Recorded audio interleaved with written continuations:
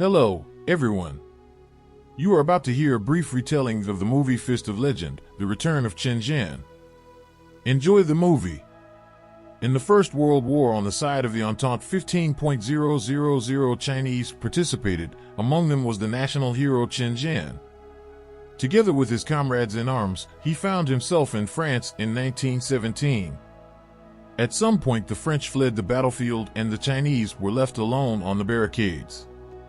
The Germans went at them hand to hand, but Master Kung Fu chopped them into cabbage with a bayonet knife in a few seconds. The Chinese were happy to be saved, but suddenly one of them was shot in the forehead. The others panicked, but Cheng went into berserk mode and ran toward the machine gunner with 3 knives. Not forgetting to dodge bullets, performing a few circus tricks, Cheng flew on a wire to the building and threw a knife at the gunner. With the other 2 knives, he climbed the wall of the building like a climber. Cheng climbed through the window and introduced the Germans to Eastern martial arts. The foolish ones had forgotten where the trigger on the weapon was, and so they were slaughtered with their hands and chopped into meat with the knives. That's how Cheng defeated everyone and the Chinese ran home. Not much time passed and already China itself began to suffer from the aggression of the Japanese Empire. Shanghai, 1925. Local authority Lewis and other gangsters came to his establishment. He argues that the more chaos in the country, the richer they are. China doesn't belong to the Chinese anyway. They'll be ruled by either the Japanese or the British. The main star Kiki first sang a song in Chinese and then in Japanese for important guests from the land of the rising sun, but then she was interrupted by a pianist who turned out to be Cheng, and to spite the Japanese he performed the British anthem. Lewis offered to let the veteran stay at his hotel.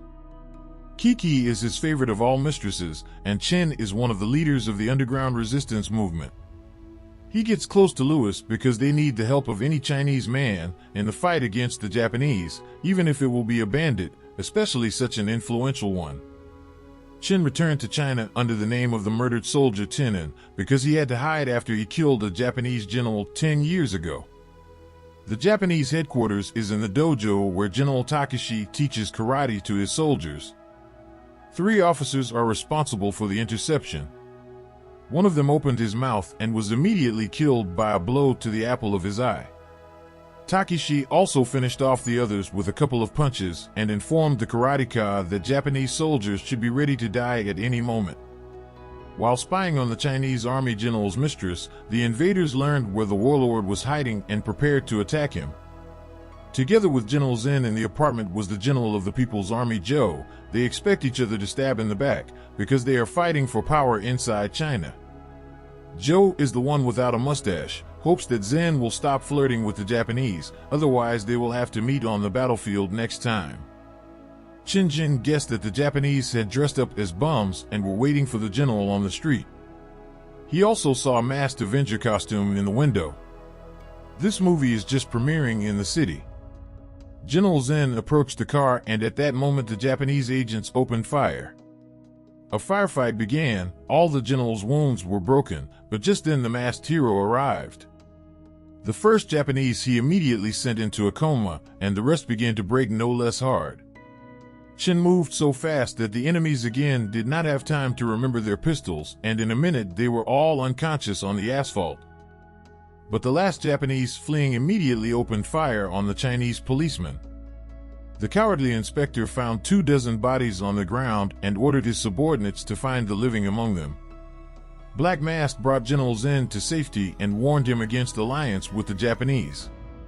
Takeshi hoped to nail Zen and blame it on General Zhou and thus ignite a civil war in China. But they were thwarted by some very strong fighter and now they need to find out who he is. The hero's rumor went all over Shanghai. They even printed about him in the newspapers. The inspector decided to take the merits of Cheng to himself. But the chief said that he is more like a boar in a mask, not a hero, and called the inspector a stupid idiot. The guy shares information with Cheng for money. He tells him everything he knows about the general's attackers. In the club Lewis works for Japanese spy Huan Yun, she reported that the institution has a new co-owner, a suspicious type who recently returned from France. Works for the Japanese singer Kiki. However, unlike the first spy, she did not say anything sensible, but since she is more sympathetic, the first received a face. Cheng builds himself a business sausage and constantly harasses visitors. He makes connections and looks for new acquaintances who can become their allies.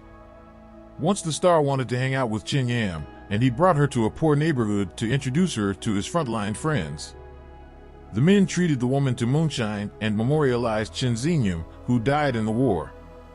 Kiki remembers that hero, but he was supposed to be executed for killing the general. After the drinking, the poor had a mass dance to the accordion. On the way home, a drunken Kiki dropped her purse, from which a gun fell out. Suddenly she pointed the gun at Chen and demanded to know who he was, but then she turned it into a joke. She managed to steal a front photo. At headquarters, the Japanese are planning how they'll plunder China, and they'll start with the most valuable relics. From the main headquarters came a list of 100 names, those who should be executed for openly opposing Japan, and to sow panic among the people, they let the leak. The list of patriots was published in the newspaper. There were also Americans, a Frenchman, and an Englishman. Some important Japanese came to the club and demanded to bring the girls.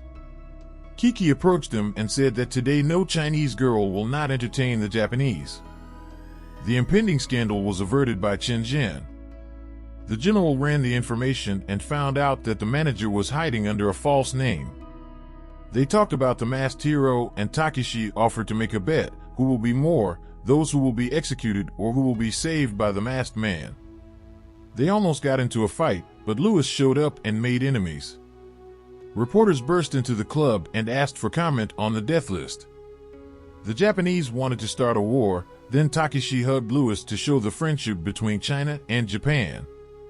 Louis now looks like a traitor. Chen called out to Takeshi and threw him a spiked ring that was on one of the dead Japanese agents. Almost every day, opponents of the Japanese occupation began to die in Shanghai. Some are blown up, others are simply shot. Who manages to save the masked hero and destroys the Japanese killers themselves? In any case, there are more and more victims. Many have to leave the country to save their lives. Some even have to be forced out of town. Kids started imitating the folk hero.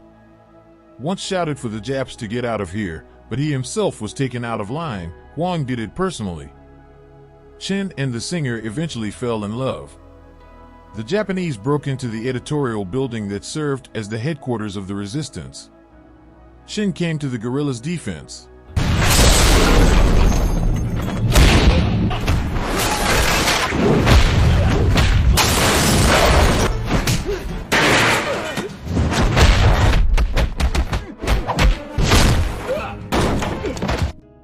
Chen wanted to save his friend, but he didn't have time, and General Takeshi's brother killed the man. He was immediately overtaken by the Shanghai-style revenge. The hero tested the Japanese man's bones or the furniture. Both broke. The entire newsroom staff was killed. The general was also informed of his brother's death. Chen Zheng, with the help of his super memory, remembered who was behaving suspiciously in the club, and it was Huan. Chen also realized that his girlfriend was using cigarettes to pass important information to the Japanese, and she doesn't even smoke. Chen told Kiki that he uncovered her and knows that she is working for the Japanese. After this conversation, Chen Zhen was knocked out in the street, and her friend Wei Wei, the mistress of the Chinese general, was dragged to the singer. Takeshi reveals the spy. She is not Kiki, but Officer Yumi Yamaguchi. She's Japanese. To test the spy's loyalty, he has her stab her friend to death. Chen was captured by the Japanese and tortured. He was rescued by an inspector and his friends from the front. The veterans overpowered the headquarters guards and grabbed explosives and ran into the building. Then they began to cut the sleeping Japanese right in their beds. Takeshi stopped the electrocution. He said that 10 years ago a Chinese man killed his father in the dojo. Meanwhile, resistance fighters began pelting the headquarters with grenades. As the siren sounded, Takeshi ordered Chen to be released. He would fight him one-on-one to avenge his father's death. The Chinese destroyed the headquarters along with a bunch of Japanese soldiers, and the entire squad climbed into one car. The last explosive planted helped them escape. They threw Cheng naked out of the car. And all the front comrades were caught by the Japanese and executed after torture. Students went on a demonstration against the interventionists on the bridge. They were stopped by an inspector with a squad of police.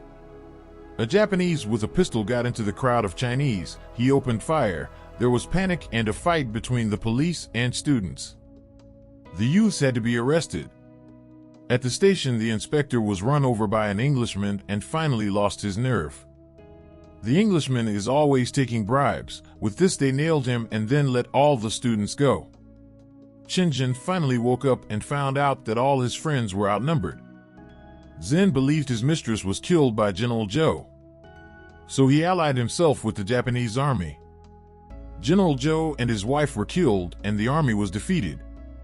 Louis offered Chen to surrender. The war was already lost. Kiki showed up in military uniform to her former employer and lover.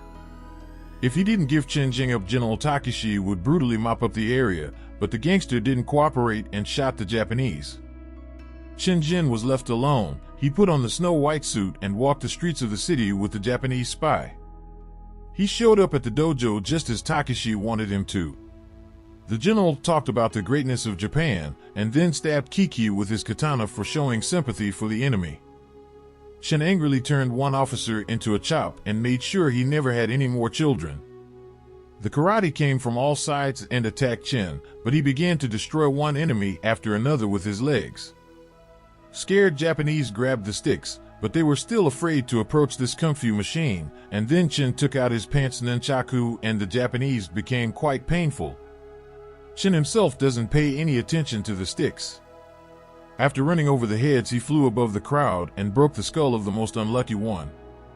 All the karateka were killed like flies. Chen shouted that China rules and Japan sucks.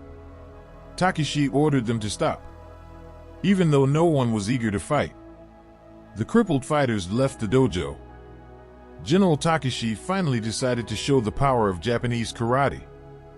Quite quickly, he lowered his opponent to the floor and then began to break the dojo with his limbs. A hard punch to the jaw sent the Chinese fighter into a knockdown.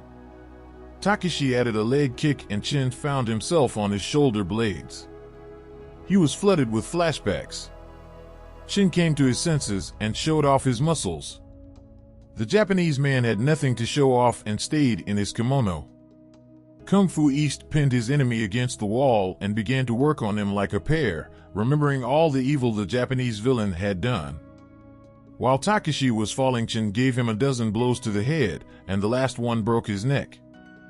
After recovering from the fight, Chen puts his mask back on to continue destroying his enemies, and the first thing he will do is to take revenge on the spy Huan Yun.